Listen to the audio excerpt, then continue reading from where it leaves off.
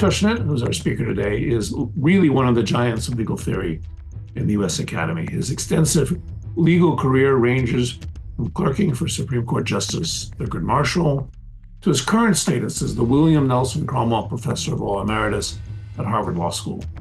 He's made major contributions to the study of constitutional law and theory, including comparative constitutional law. His research includes studies of constitutional review in the US and around the world, and the creation of other institutions for protecting constitutional democracy. He's written extensively in legal and particularly constitutional history, with works on the development of civil rights law in the US and a history of the Supreme Court in the 1930s.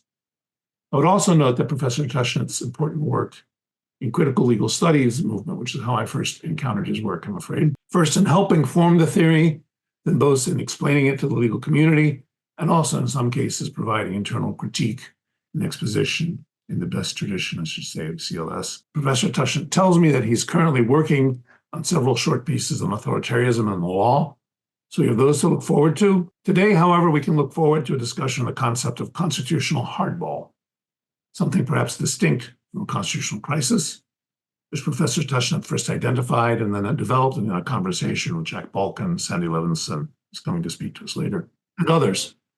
So, as I say, this is going to be great.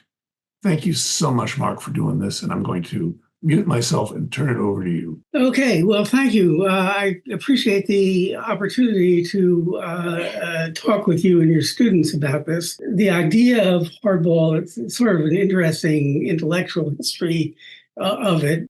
I wrote this piece that was distributed as part of an invited symposium issue for the John Marshall Chicago Law Review. And it, because it was published in this obscure publication, it sort of sat there for a while. And then Jack and Sandy and Adrian Vermeil talked about similar ideas in more prominent publications, but they actually didn't focus on the hardball idea in particular.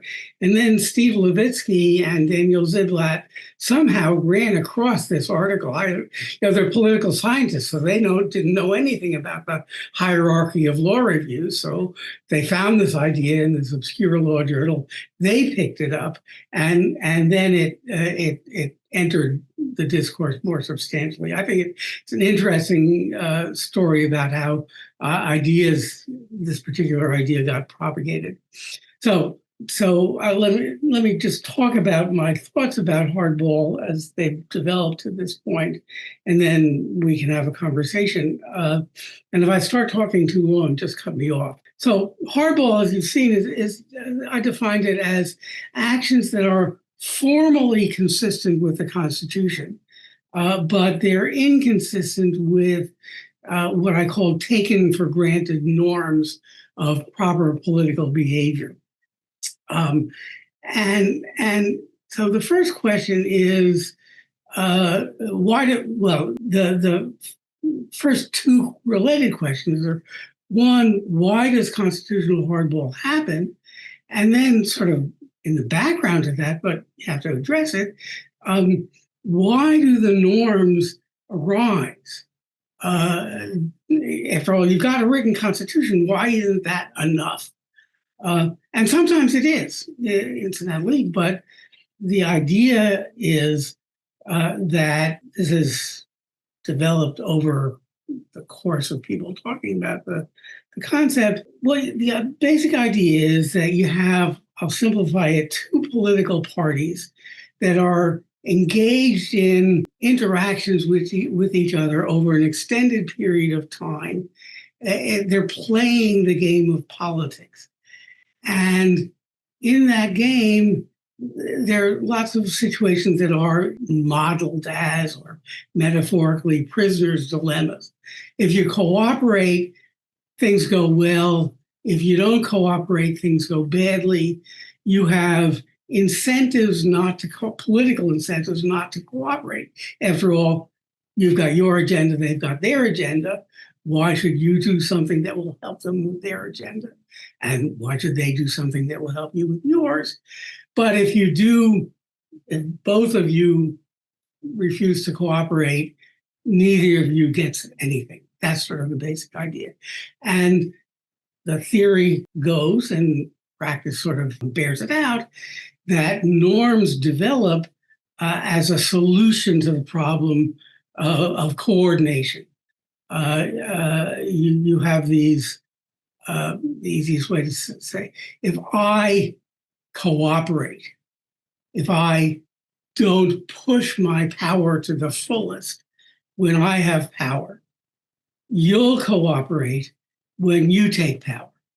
And that way, each of us gets something rather than both of us getting nothing. Now, since we have different agendas, what you're going to get from that is a sort of stabilization of the pace of policy change. That is, when I take power, I will do things that you hadn't been doing.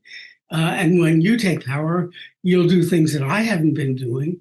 But it'll be incremental change rather than dramatic change. And the norms that Ziblatt and Levitsky identified are norms of civility, reciprocity, and forbearance. Now, civility is, you don't treat the other side as an enemy to be obliterated, but as a member of the same polity that you're going to have to get along with over an extended period. Reciprocity is what I've just described, and forbearance is too.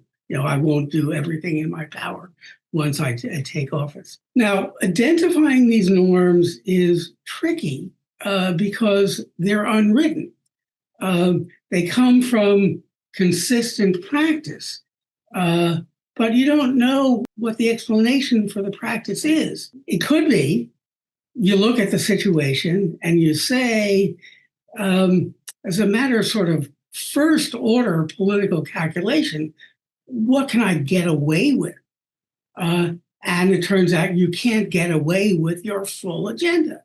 So you pursue only part of your agenda. Okay, that could be just a first order political calculation. What can I get away with? Or it could be an example of forbearance, adhering to the norm. So here are the primary example here, two examples really. First, the two-term presidency. FDR ran for a third term. Was he violating a norm against third terms? Or, nobody had done it before, and people had thought about it before. So was there a norm against it? Well, if you look at the cases, the people who seriously considered it before, it looks like almost all of them were responding to what I'm calling first order political calculations. My chances of winning a third term are slim. It's not worth the effort. I'm too old. Just, I'm not refraining from doing it because I shouldn't do it. I'm refraining from doing it because it's not in my political interest to do it. So then FDR ran for a third term. If there was a norm, it went away. I'll come back to what happens afterwards. Or maybe if there was a norm, the norm could be characterized as no third terms unless you're in the middle of a massive war. He wasn't quite in the middle of the war, but there was a massive war going on. So, there's an emergency exception to the norm. And that's another illustration of the difficulty of identifying specific norms. The other example that has come up is the norm about Supreme Court nominations with the Merrick Garland nomination. So when Garland was nominated, Mitch McConnell said, we're not going to do that because if you look to the history of the 20th century, he sort of gerrymandered his history, but if you look to the history of the 20th century, you'll see that the Senate has never taken up a nomination that was made in the year of a presidential election. And that was true. I just want to note the Anthony Kennedy was confirmed in a year of a presidential election, but he wasn't nominated in the year of the presidential election. He was nominated in 1975, in December, I think it was, and he was confirmed in 1976. I think I have those years right. But so McConnell's characterization was sort of accurate. It's worth noting in the 1880s, there was a Supreme Court vacancy opened up. It was the presidential election year. The sitting president was defeated for re-election. After defeat, he nominated somebody for the vacancy, and the Senate confirmed that person. This is unimaginable today, right? Okay, okay, McConnell had this norm. Then the next year, or in 2020, another vacancy opens up. It's a year of a presidential election. It's actually 1 month before the election, a vacancy opens up. Trump nominates Amy Coney Barrett, and the Senate confirms her. And so what happened to the norm about no? Okay. And then actually, McConnell didn't even pretend that there was some norm going on. I want to note that you could have done so, but basically what he ended up saying is, look, we got the votes. And it'll be interesting to see what the implications of that are going forward. It might be interesting. He could have recharacterized it and said, well, the norm is you can make nominations if you're the sitting president running for re-election, because the voters will have a chance to approve of your decision or not. Okay, so again, that's like the emergency exception for third terms. Okay, so it's very hard to figure out what what specific norms are. Okay, next point is, why does hardball happen? Now, I have 2 or 2.5 conditions on this. First, you've got a party contending for power that wants more rapid or destabilizing change. It says, yeah, these norms will slow down change, but we don't want slow change. We want big, rapid change. In another work, I've called it, they have an ambitious reform agenda. That can be progressive, as with FDR, or it could be conservative, as with Trump. And norms interfere with accomplishing that agenda, precisely because they slow down the pace of change.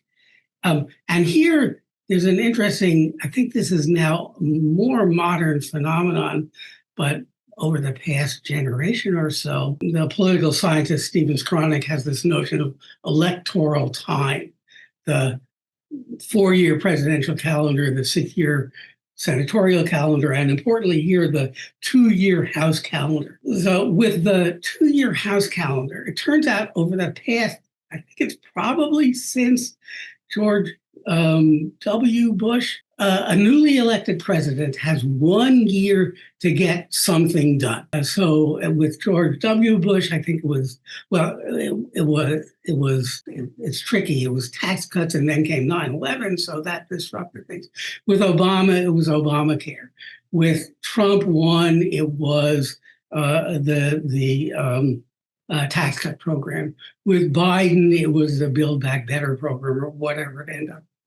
And with Trump 2, it's the big, whatever you want to call it, tax bill. You got 1 year to do one thing. After that, the House calendar kicks in and you have to worry about being reelected. So you just, you have to get this stuff done fast. So that's one condition. You have this ambitious reform agenda that is going to be obstructed if you adhere to the norms. Another, not quite condition, but another feature is that the party taking power or hoping to take power doesn't anticipate repeated plays of the current form of the political game. Remember, the norms arise because they are a cooperative solution to the prisoner's dilemma problem of over playing the same game over and over again. You need norms so that you get out of the defect, don't cooperate trap. But if you're not going to be playing the same game over and over again, then you don't need the norms. And why might you not be playing the same game over again? Well, because you think, or you hope, you're going to win and win for the indefinite future. You don't have to worry about these other people coming in and undoing everything that you've done. If you have an ambitious reform event, you'll get it done, and you're going to be there for a long time. It expects the party coming in expects or hopes to consolidate power for a relatively long period. And that's sort of consistent with US history. There's a complicated story, but here again, as Koronic has this notion of shifts in, he calls them political regimes. I've called them constitutional orders. Jack Balkan has another term for it. I forget what it is. So the standard story is, I have my own version of this, but the straightforward version is, look, you had Franklin Roosevelt and the New Deal regime, which lasted through Lyndon Johnson and the Great Society. And then there's what I call an interregnum. And then comes Ronald Reagan and the Reagan Revolution. And that sticks around for a while until something happens. And I think there's another interregnum. And now we have Trump coming in, trying to consolidate a new regime that is different from the Reagan conservative agenda. So these political forces, again, they plan to restructure politics to keep winning elections by enacting their programs, which they think are going to be popular or will consolidate a coalition of support that will be there for a long time.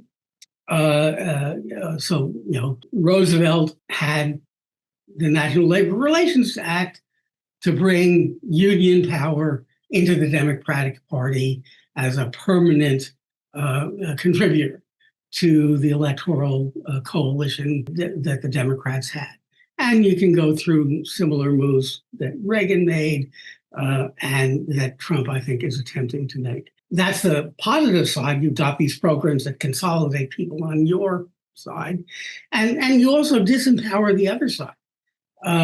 You do things that weaken their ability to win elections. Okay, and we're seeing that now. It occurred under Roosevelt and Reagan as well. Okay, one other observation, I've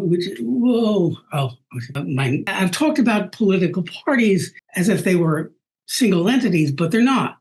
They're composed of individual politicians. There's a famous article that the title is, Congress is a they, not an it. Parties are a they, not an it. People, so you have these norms, okay?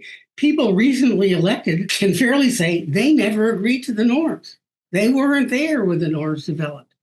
I did an analysis of senators in place in 2016 when the Garland nomination occurred.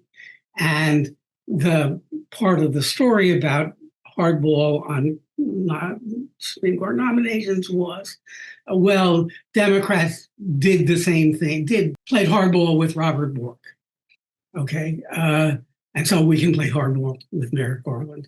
And look, there was one senator sitting in the Senate in 2016 who had been sitting when Bork was concerned. What the Bork nomination was considered as Patrick Leahy of Vermont. So nobody else had either gone along with Borking or had opposed it. They just weren't there.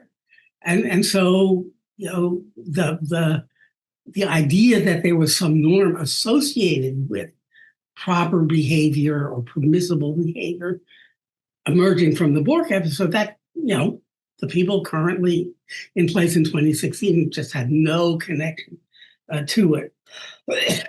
And I just note we're observing one effect of that is a certain sort of cluelessness among long-term office holders.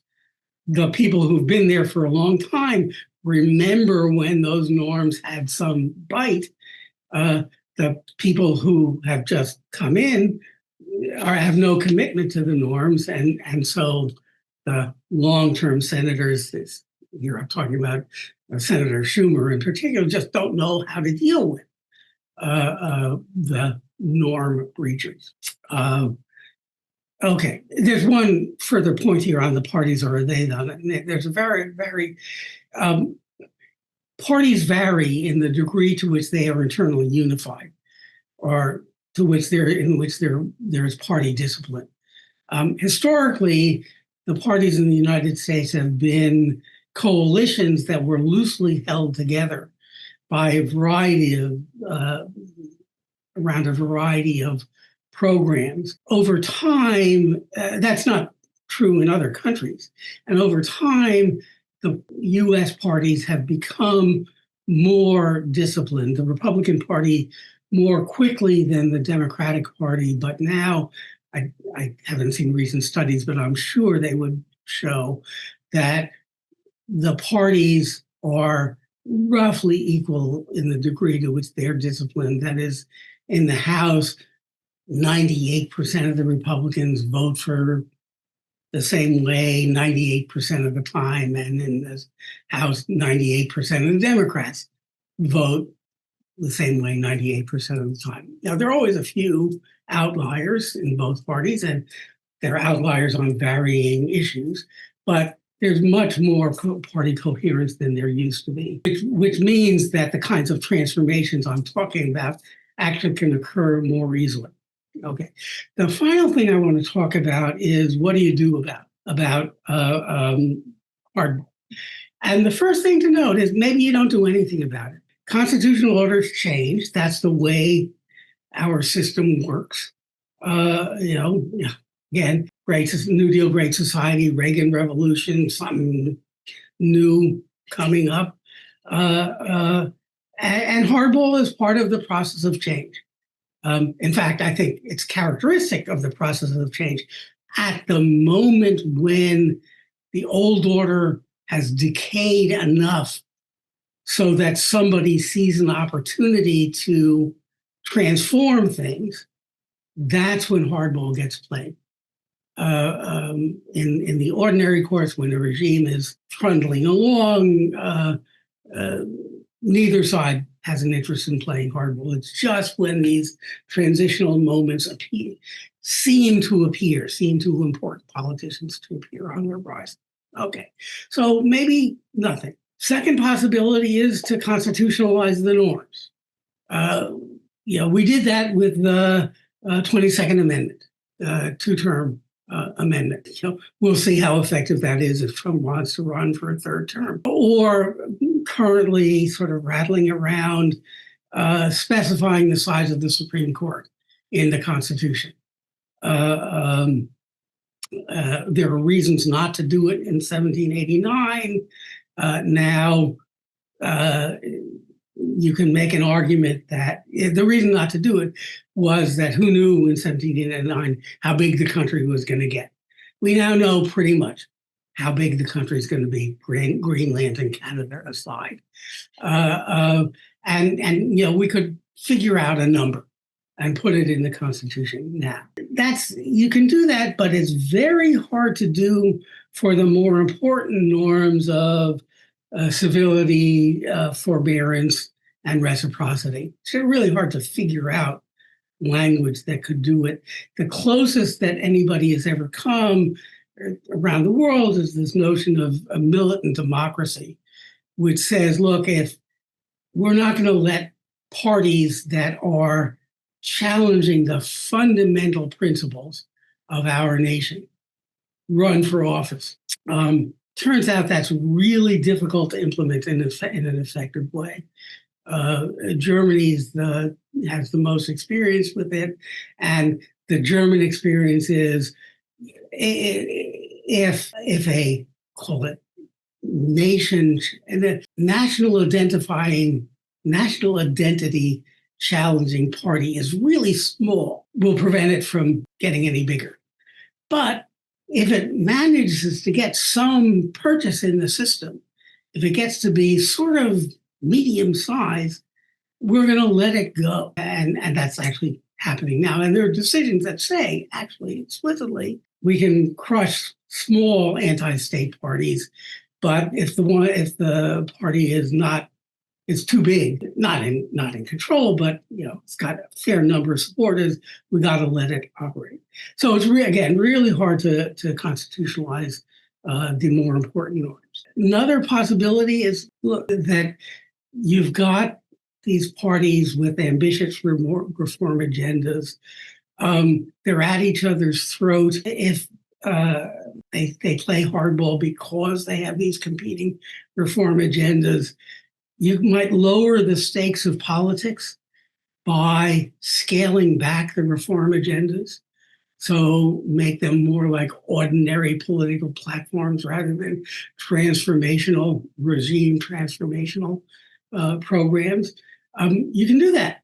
Those are choices that politicians could make to restore the norms.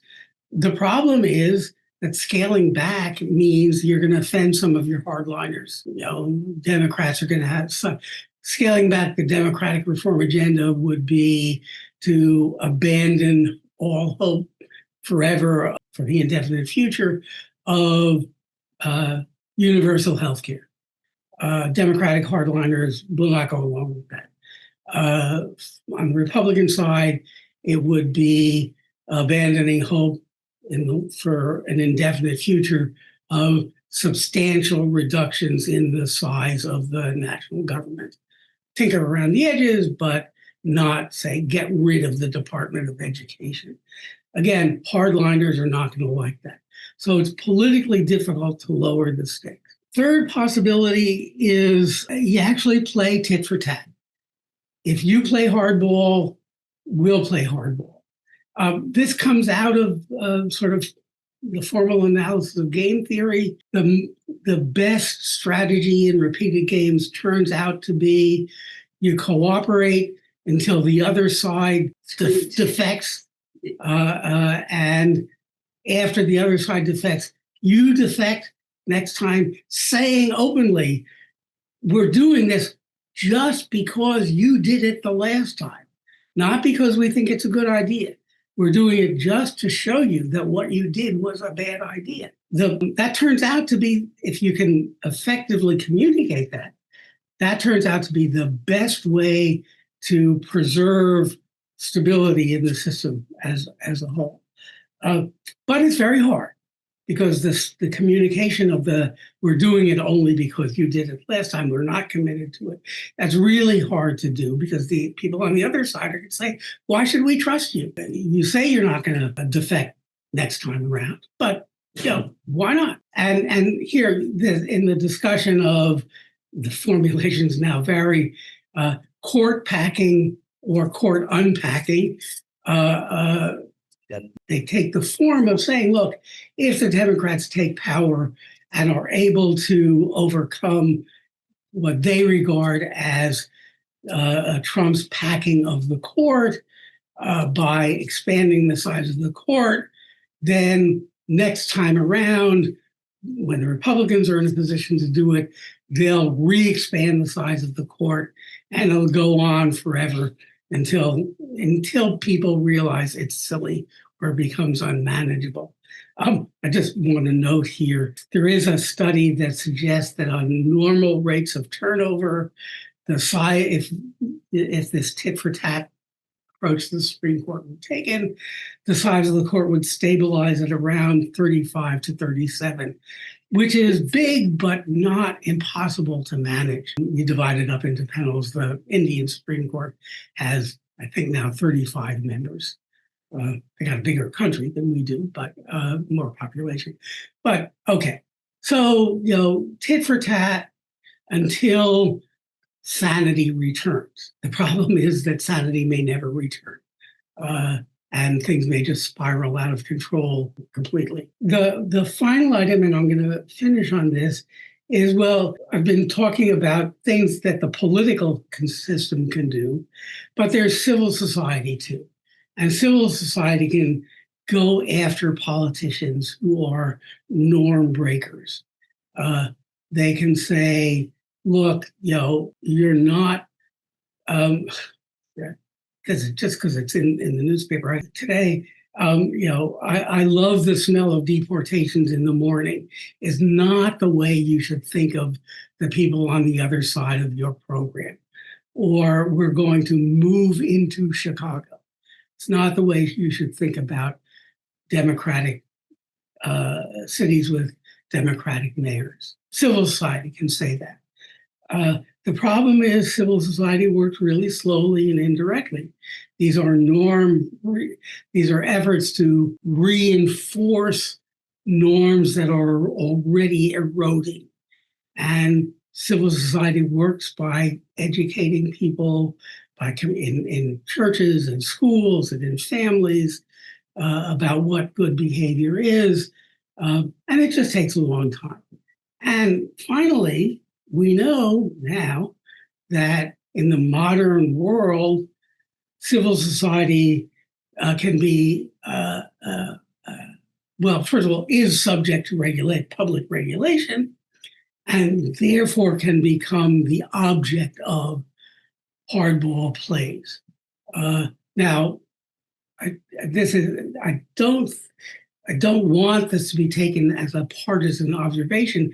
I think that Trump figured this out faster than any of his predecessors did. So this is, going after law firms and universities and media outlets.